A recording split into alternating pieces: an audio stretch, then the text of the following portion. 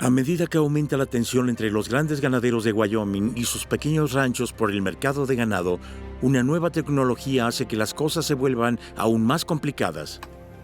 Publicitado como más ligero que el aire, más fuerte que el whisky y más barato que el polvo, el alambre de púa.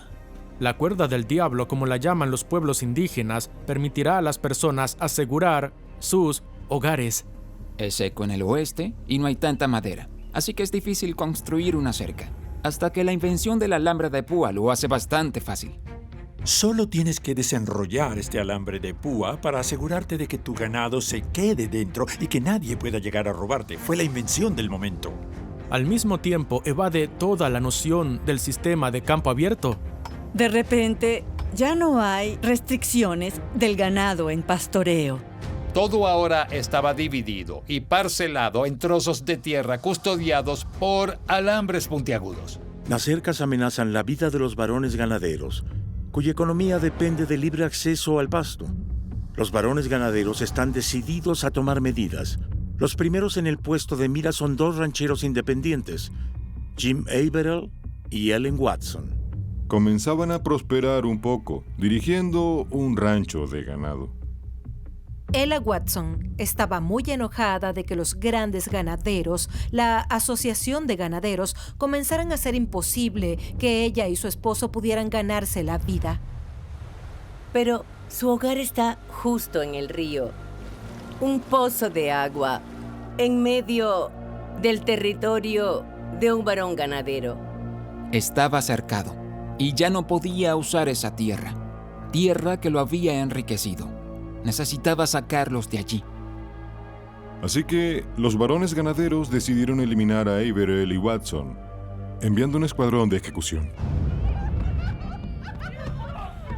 La legitimidad moral está del lado de los colonos, y ninguna de la parte de los varones ganaderos se aprovechan del poder para su propia codicia. A Averill y Watson se les acusa de robar ganado, una práctica llamada rustling. Y los detectives de ganado los sacan de su rancho y los linchan.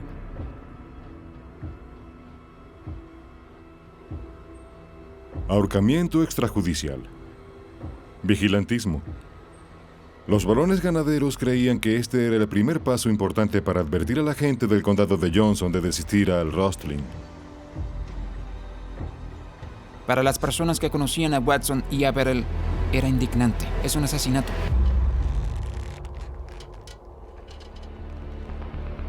Los poderosos varones ganaderos tienen dinero y controlaban la mayoría de los periódicos.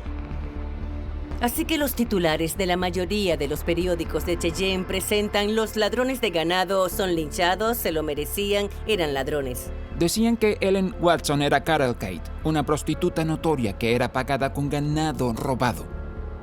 Y que Averill era su proxeneta. Ella es etiquetada como una forajida, cuando la realidad es que solo era una mujer tratando de avanzar. Las noticias aterrorizan a los pequeños colonos de Wyoming, pero algunos se dan cuenta de que si quieren sobrevivir, deben unirse todos y luchar. Uno de ellos es Nate Champion. Nate Champion crece en Texas. Trabaja en varios lugares como peón de rancho, como vaquero domando los campos. Él sabía cómo funcionaba el negocio. Champion se mudó al condado de Johnson en 1870 para establecer su propio rancho y ha aumentado su ganado a más de 200 terneras. Pero ahora el futuro se ve sombrío. Los colonos temen ser asesinados o ser falsamente procesados por cercar su propia tierra. La gente está muriendo y hay un intenso ambiente de miedo. Nate Champion es uno de los pocos que no se asusta completamente por esto. Champion y algunos de sus compañeros se dieron cuenta de que no podrían seguir en el negocio a menos que, de alguna manera, pudieran romper el poder de los varones ganaderos, así que establecen su propia asociación, la de Ganaderos del Norte de Wyoming. Tendrá su propio conjunto de reglas y su propia ronda. Y crucialmente es que esa ronda será un mes antes de la ronda de la Asociación de Ganaderos de Wyoming. Champion y los colonos conocen el riesgo, y enfrentarse a los poderosos ganaderos es una decisión de perder o ganar. Los grandes ganaderos saben que esto es una amenaza existencial. Si esta ronda sucede antes que la suya, habrá mucho ganado sin marcar que creen que debería ser suyo y se irá a Nate Champion y sus amigos. Tienen que evitar que eso ocurra. Así que los varones ganaderos contratan a Frank Canton para liderar el esfuerzo para suprimir la ronda. Así que Canton tenía un sucio pasado. Asesinato, robo, toda clase de crímenes. Pero se reinventó. Primero como sheriff en el condado de Johnson y luego como el matón de los varones ganaderos. Está en complot con los grandes ganaderos y definitivamente se convierte en detective de ganado. En la primavera de 1882, Canton y sus hombres acorralan a Nate Champion en su cabaña.